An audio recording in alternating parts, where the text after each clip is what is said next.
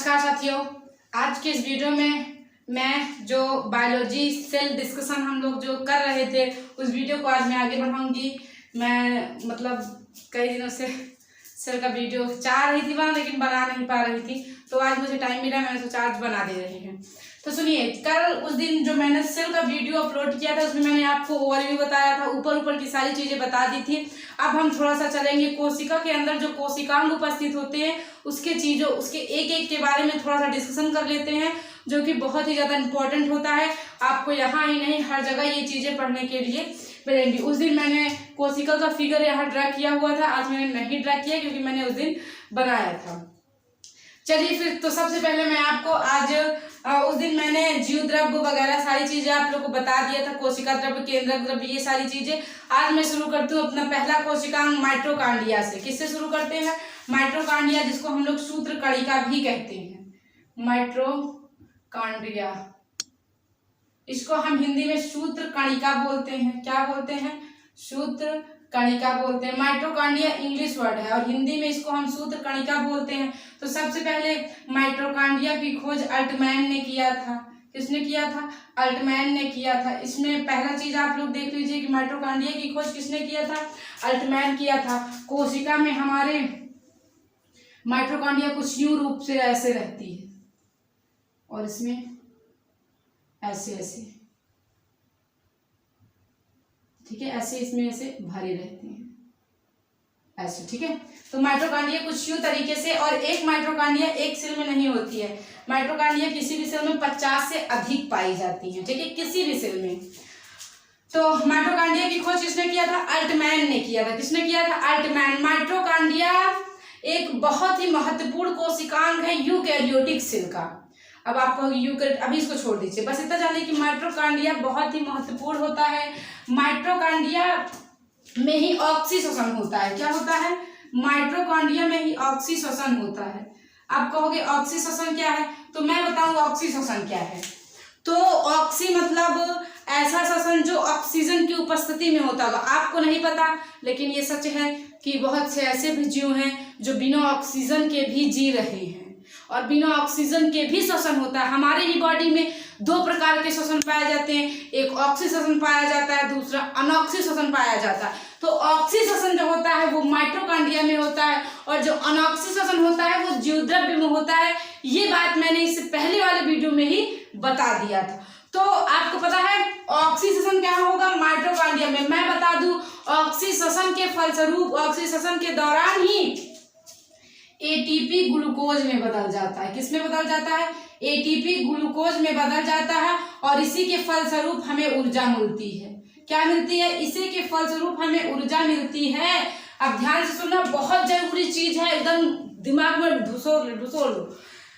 ऑक्सीश्वसन mitochondria में होती है। माइटोकांड्रिया की खोज अल्टमैन ने किया था। एटीपी, इसी ऑक्सीश्वसन के दौरान ही एटीपी ग्लूकोज में परिवर्तित हो जाते हैं। किसमें? एटीपी ग्लूकोज में परिवर्तित हो जाते हैं, ठीक है, और उसी के फलस्वरूप हमें एनर्जी मिलती है। क्या मिलती है? एनर्जी मिलती है। एटीपी ओटीपी के बारे में बहुत बाकायदे से रेस्पिरेटरी सिस्टम में आप लोग पढ़ोगे। तो ग्लूकोज में बदल जाता है और इसी ग्लूकोज से हमें ऊर्जा मिलती है। क्या मिलती है? इसी ग्लूकोज से हमें ऊर्जा मिलती है। इसीलिए माइटोकांड्रिया बहुत प्रसिद्ध है। इसीलिए माइटोकांड्रिया को पावर हाउस बोलते हैं। क्या बोलते हैं? Power house. पाउस हो गया था। पावर हाउस बोलते हैं। कोशिका का पावर हाउस किसे कहते हैं? माइटोकांड्रिया। कोशिका का शक्ति गृह किसे कहते हैं? माइटोकांड्रिया। कोशिका का ऊर्जा घर किसे कहते हैं? माइटोकांड्रिया। तो ये माइटोकांड्रिया क्वेश्चन उठाने का एक बहुत अच्छा टॉपिक बन जाता है। और मैं बता दूं, माइटोकांड्रिया की आंतरिक दीवारें, माइटोकांड्रिया की आंतरिक दीवारें क्रिस्टी कहलाती हैं। क्या कहलाती है? क्रिस्टी कहलाती हैं। यहाँ मैं आपको ओवरव्यू दे रही हूँ, बहुत डिटेल्स चलोगे ना तो एक माइटोकांड्रिया के निकालो और उसका फिगर ड्रा करोगे ना तो पता चलेगा उसके अंदर की दीवारें क्या कहलाती है? क्रिस्टी कहलाती है। तो माइटोकांड्रिया के बारे में जो इम्पोर्टेंट चीज, माइटोकांड्रिया को हिंदी में सूत्रकणिका कहते हैं। माइटोकांड्रिया की खोज अल्टमैन ने किया था। किसने किया था?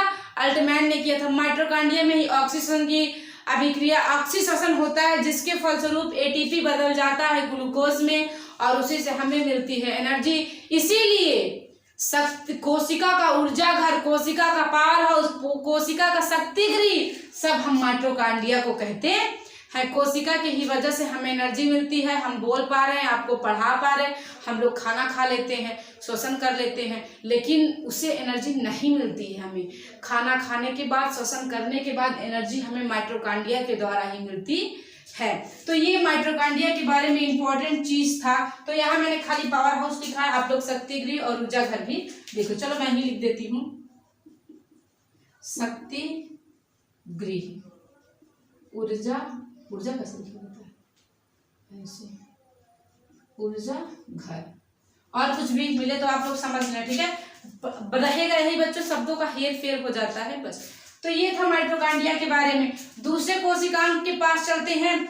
माइटोकांड्रिया पढ़ा लिया, अब मैं चलूंगी गोल्जी काय के पास। किसके पास चलते हैं?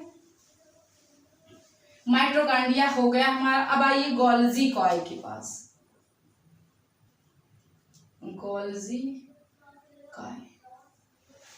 गोल्जी काय का फिगर आपको यूं मिलता होगा,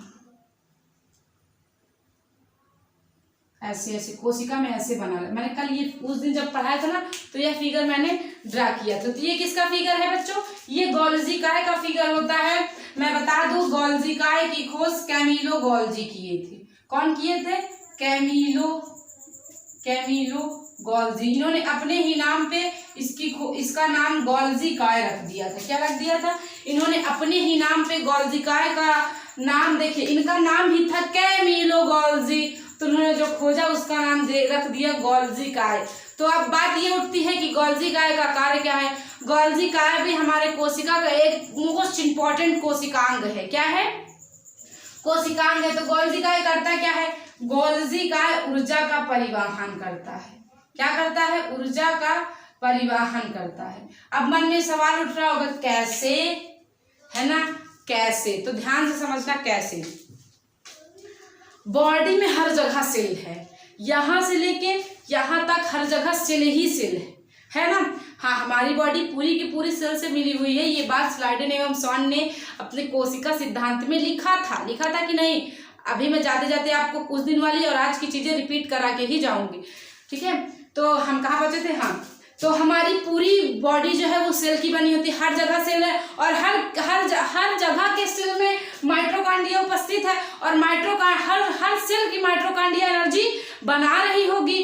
तो अब आप हमें जरा ध्यान से बताइए, क्या इस समय मैं खाना खा रही हूँ? नहीं खा रही हूँ ना। क्या इसमें मैं दौड़ रही हूँ? नहीं ना।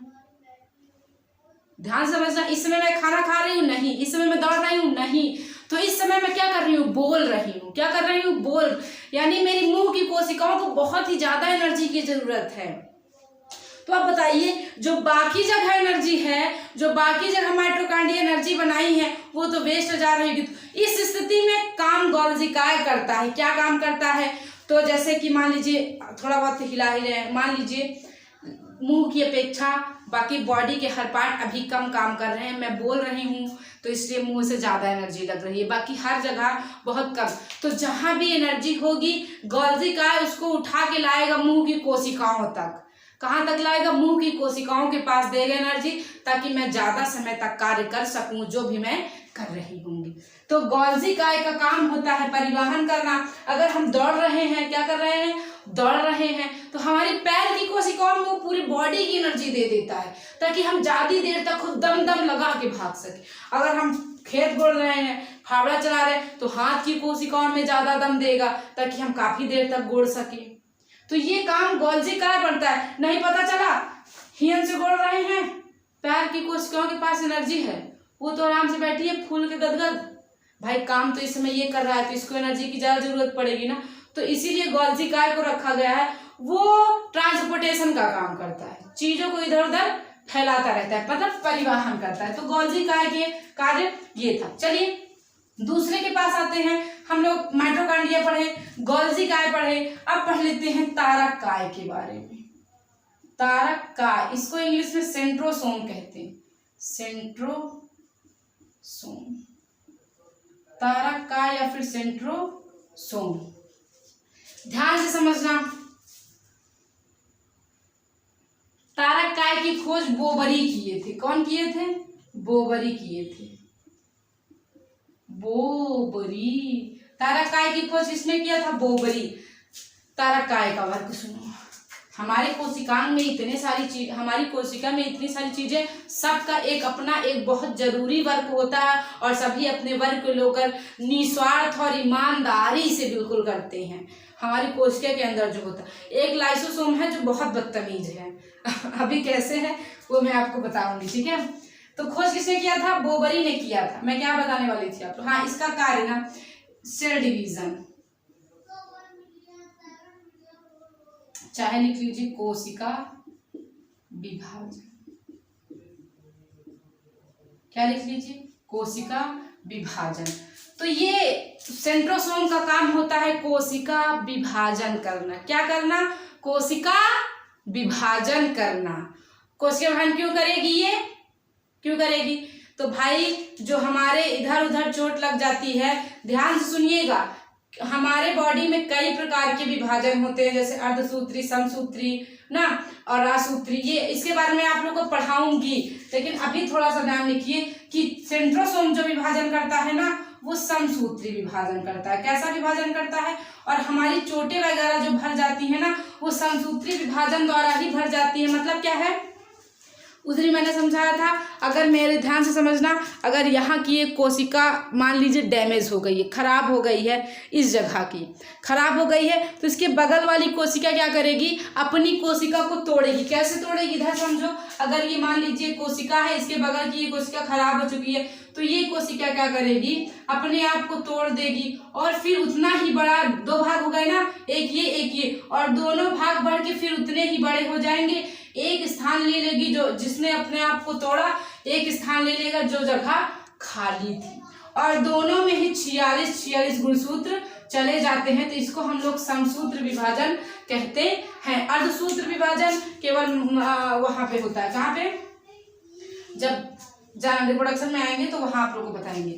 तो समसूत्री विभाजन क्या था? ये समसूत्री विभाजन के द्वारा हमारे पैर, हाथ, बॉडी में कहीं भी लगी चोटें ठीक हो जाती हैं। ठीक, क्योंकि अगर यहाँ से मार दिया, कोशिका मर गई ना, तो उसके अगल बगल की जो कोशिकाएं होंगी ना, वो कोशिका विभाजन कर देती हैं और अब फिर जो बगल वाली कोशिका मरी होगी वहां चली जाती है। तो तारक का ऐसे देखता रहेगा, ऐसे रहेगा, कोशिका के अंदर से देखता रहेगा, भाई अगल बगल की सभी कोशिका ठीक है, मरी मुरी तो नहीं है ना, तो मर जाती है। तो वो क्या कर देता है? कोशिका का विभाजन कर देता है। कौन करेगा? सेंट्रोसोम यानी तारक का, जिसकी खोज बोबरी ने किया था। तो ये था तारक काय का सबसे ज्यादा उपयोग। और थोड़ा तारक के काय के बारे में कुछ बात सुन लीजिए। दिमाग यानी हमारा ब्रेन, ब्रेन में तारक काय नहीं पाया जाता है। ब्रेन में तारक काय नहीं पाया जाता है। ब्रेन हमारा न्यूरॉन सेल की बनी होती है। किसकी बनी होती है? न्यूरॉन सेल की बनी होती है। 90% न्यूरॉन सेल की बनी होती है। 10% गिलियन सेल की बनी होती है। किसकी बनी होती है? गिलियन सेल की। लेकिन इस गिलियन सेल में तारक काय पाया जाता है। तारक काय, इस गिलियन सेल में तारक काय पाया जाता है, लेकिन इसमें नहीं पाया जाता है। तो ब्रेन में हमारे सेंट्रोसोम क्या होता है? नहीं पाया जाता है। माना जाता है कि ब्रेन में सेंट्रोसोम नहीं पाया जाता है। और सबसे ज्यादा सेंट्रोसोम हमारे लीवर में पाया जाता है। कहाँ पाया जाता है? लीवर में पाया जाता है। और लीवर हमारा बहुत तेजी के साथ कोशिका विभाजन करता है। छिपकली की पूंछ, गैडे का शरीर, गैडे की शरीर पे ऐसे आप चाकू मार दीजिए, वो फिर से भर जाता है, जल्दी ही भर जाएगा। तुरंत तो नहीं भरेगा कि भाई से जादू हो जाएगा। मार दो, निकाल लो, भर गया, फिर मार दो, फिर निकाल लो, भर गया। जादू तो होना ही जाएगा, है ना। तो लेकिन हाँ, अपने से ही वो लोग सेल डिवीजन करके भर लेते हैं। तो सबसे तेज सेल डिवीजन लीवर करता है, सबसे कम ब्रेन सेल, ब्रेन। इसीलिए बोलते हैं कि ये हमारा सबसे कोमल अंग है, इसे ज्यादा बचा के रखो, इस चीज को क्या करो, ज्यादा बचा के। तो ये था सेंट्रोसोम के बारे में। अब बताते हैं आपको लाइसोसोम के बारे में। किसके? कौन सोम? लाइसोसोम के बारे में। ये बहुत खतरनाक इंसान है, बहुत एकदम मस्त मलंग है, जिसकी खोज डी डुवे किए थे। इसकी खोज कौन किए थे? डी डुवे किए थे। बहुत अच्छा आदमी है, ध्यान से समझना। लाइसोसोम, किसकी बात कर रहे हैं हम? लाइसोसोम की। लाइसोसोम की खोज डी डुवे नामक वैज्ञानिक ने किया था। लाइसोसोम के अंदर एक एंजाइम पाया जाता है। क्या पाया जाता है? एंजाइम पाया जाता है। लाइसोसोम को कोशिका का आंतरिक पाचन कहते हैं। नहीं, कोशिका के आंतरिक पाचन का कार्य कौन करता है? पाचन का कार्य कौन करता है? लाइसोसोम करता है। कोशिका के अंदर जो पाचन होता है, वैसे हमारे पूरे बॉडी में पाचन के लिए एक स्पेशल सिस्टम है अलग से। तो इस कोशिका के अंदर सपोज करिए ये एक माइटोकॉन्ड्रियम मर गया है। क्या हो गया है? मर गया। तो इसको यहाँ से हटाएगा कौन? हटेगा नहीं तो यहाँ से ये सड़ जाएगा, बाकी कोशिका को खराब कर देगा। तो इसको हटाएगा कौन? तो इसमें महत्वपूर्ण भूमिका हमारा लाइसोसोम निभाता है। लाइसोसोम चेक करता रहता है पूरी कोशिका भर में घूम घूम के कि सब अपना कार्य कर रहे हैं, कोई मरा कोई जिंदा तो नहीं है ना। तो जब पाता है कि यार ये फला मतलब कोशिकांग मर गया है, तो वो जाता है अपनी एंजाइम निकल के उसके ऊपर छिड़क देता है। जब वो छिड़क देता है तो वो एंजाइम, वो लाइसोसोम जो भी वहां मरा होगा वहां से क्या हो जाएगा?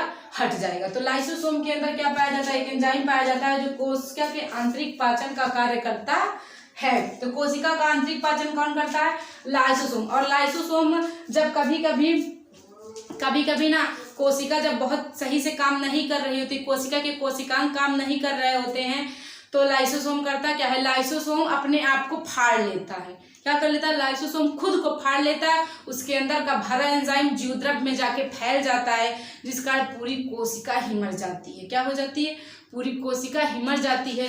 इसीलिए लाइसोसोम को आत्महत्या की थैली कहते हैं। आत्महत्या की थैली कहते हैं। आत्महत्या की थैली किसे कहते हैं? लाइसोसोम को।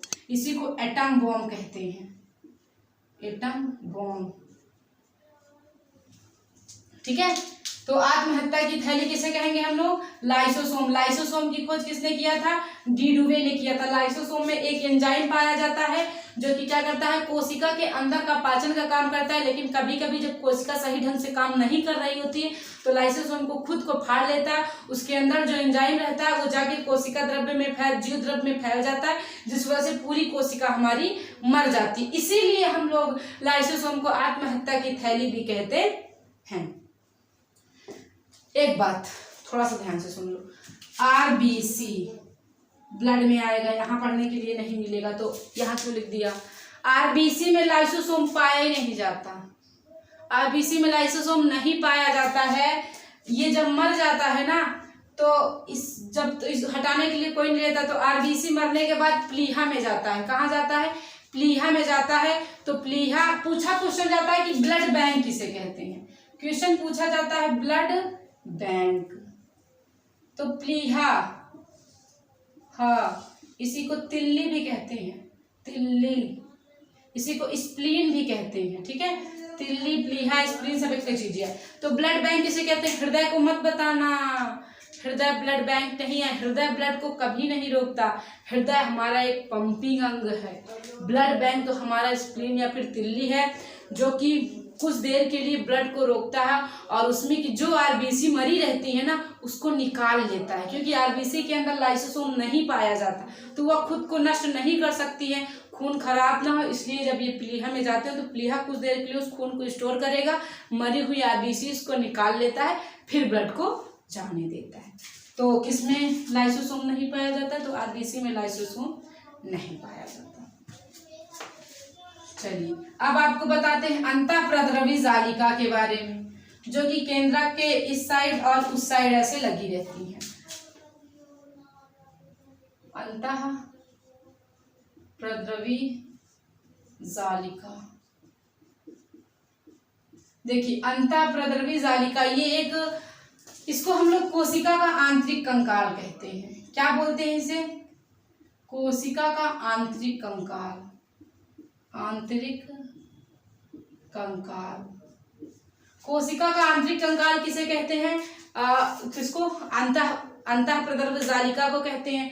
ये अगर यहाँ मैं केंद्रक बना दूं ना तो ये ऐसे ऐसे करके, उस दिन मैंने बनाया था, ऐसे ऐसे करके ऐसे लगी रहती, ऐसे यहाँ तक, इस साइड भी ऐसे ऐसे ऐसे लगे रहते हैं, तो ये क्या करते हैं कि कोशिका को पिचकने से बचाते हैं। क्या करते हैं, अगर ये ना लगा तो कोशिका जाके बैठ जाए और सारे कोशिका उसी में दब जाए, तो ये कोशिका को पिचकने से बचाता है, इसीलिए इसे कोशिका का आंतरिक कंकाल भी कहते हैं। कोशिका दो भागों में बटी होती है। कोशिका के ये अंतःप्रद्रवी जालिका दो भागों में बटी हुई है। कितने भागों में, दो भागों में।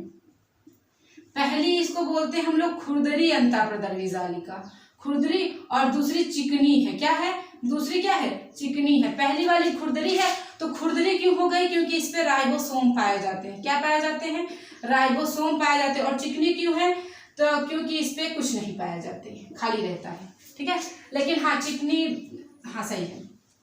खुरदरी क्यों हो जाती है, क्योंकि इस पे राइबोसोम पाए जाते हैं। और राइबोसोम को हम लोग प्रोटीन का फैक्ट्री कहते हैं, प्रोटीन की फैक्ट्री बोलते हैं।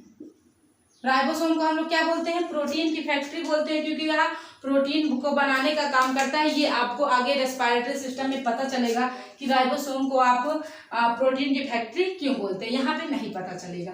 और यहाँ पे वसा बन जाता है, किस पे, चिकनी अंतःप्रद्रवी जालिका। और खुरदरी अंतःप्रद्रवी जालिका पे राइबोसोम, इसी को हम लोग प्रोटीन की फैक्ट्री कहते हैं। तो अंतःप्रद्रवी जालिका दो प्रकार की, खुरदरी अंतःप्रद्रवी जालिका और चिकनी अंतःप्रद्रवी जालिका। खुरदरी अंतःप्रद्रवी जालिका में राइबोसोम्स रहते हैं, इसीलिए वह खुरदरी हो जाती है, और उसमें उसको प्रोटीन की फैक्ट्री बोलते हैं, क्योंकि इसमें प्रोटीन बनता है। और राइबोसोम भी दो प्रकार के होते हैं, एक 70S होते हैं, दूसरा 80S होता है। 80S का मतलब होता है सेडिमेंटेशन कॉफिशिएंट। मतलब क्या किया गया, राइबोसोम लिया गया। क्या किया गया था, वैज्ञानिकों ने राइबोसोम लिया और एक जलीय विलयन लिया था, उसमें राइबोसोम को डाल दिया। क्या कर दिया, डाल दिया। जो राइबोसोम उस बर्तन की तली पे बैठ गया उसे 80S नाम दिया गया, जो ऊपर रह गए उसे 70S नाम दिया गया। तो 70S राइबोसोम पाया जाता है प्रोकैरियोटिक सेल में, और 80S राइबोसोम पाया जाता है यूकैरियोटिक सेल में। तो प्रोकैरियोटिक सेल क्या है, यूकैरियोटिक सेल क्या है, ये मैं इन सभी कोशिकाओं को पढ़ा लूंगी तो बता दूंगी कि कोशिका दो प्रकार की होती है, प्रोकैरियोटिक और यूकैरियोटिक। अभी तो आप जानिए कि अंतःप्रद्रवी जालिका दो प्रकार की, खुरदरी अंतःप्रद्रवी जालिका स्मूथ एंड रफ, और चिकनी, इसको स्मूथ बोलते हैं, इसको रफ बोलते हैं। तो चिकनी अंतःप्रद्रवी जालिका और खुरदरी अंतःप्रद्रवी जालिका। खुरदरी क्यों हो गई, क्योंकि इसमें छोटे छोटे से राइबोसोम के दाने रहते हैं, और राइबोसोम प्रोटीन बनाने का काम करता है, इसीलिए इसे प्रोटीन की फैक्ट्री भी बोलते हैं। राइबोसोम भी दो प्रकार के होते हैं, एक 70S प्रकार का, एक 80S प्रकार का। 70S राइबोसोम प्रोकैरियोटिक के सेल में पाया जाता है, और 80S राइबोसोम यूकैरियोटिक के सेल में पाया जाता है। चलिए, तो ये हो गया अंतःप्रद्रवी जालिका के बारे में। अब बताइए ऐसा कौन सा कोशिकांग है जो छूट गया हो।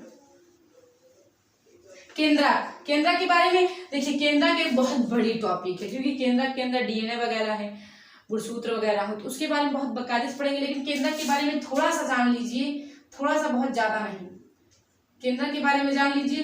केंद्रक की खोज रॉबर्ट ब्राउन ने किया था। किसने किया था, रॉबर्ट ब्राउन ने। तो ये बताइए कोशिका की खोज किसने किया था, रॉबर्ट ब्राउन ने केंद्रक की खोज किया था। बताइए कोशिका की खोज किसने किया था, मैंने आपको पहले वीडियो में बहुत बाकायदे से समझाया था। कोशिका की खोज रॉबर्ट हुक ने किया, और केंद्रक की खोज रॉबर्ट ब्राउन ने किया था। केंद्रक को हम लोग कोशिका का दिमाग बोलते हैं, कोशिका का दिमाग बोलते हैं। क्या बोलते हैं, दिमाग। केंद्रक ही कोशिका में होने वाले तमाम क्रियाओं को नियंत्रित करता है, उसकी उपापचयी क्रियाओं को, उसको सेंट्रोसोम द्वारा जो विभाजन होगा उसको, सभी क्रियाओं को नियंत्रण पे कौन रखता है, केंद्रक ही रखता है। भाई केंद्रक के बारे में मैंने कुछ चीजें बताई, केंद्रक के बारे में बहुत बारीक से हम लोग को पढ़ना पड़ेगा। तो आई होप कि सभी कोशिकाएं कंप्लीट हो गए होंगे, कुछ छूटे ना हों। चलिए जो छूटे होगा उसको मैं कल बता दूंगी। तो आई होप कि आप लोग को इसके अंदर जितने भी कोशिकांग होंगे सब आप लोग को समझ आएंगे, जितना भी मैंने अभी आप लोग को समझाया।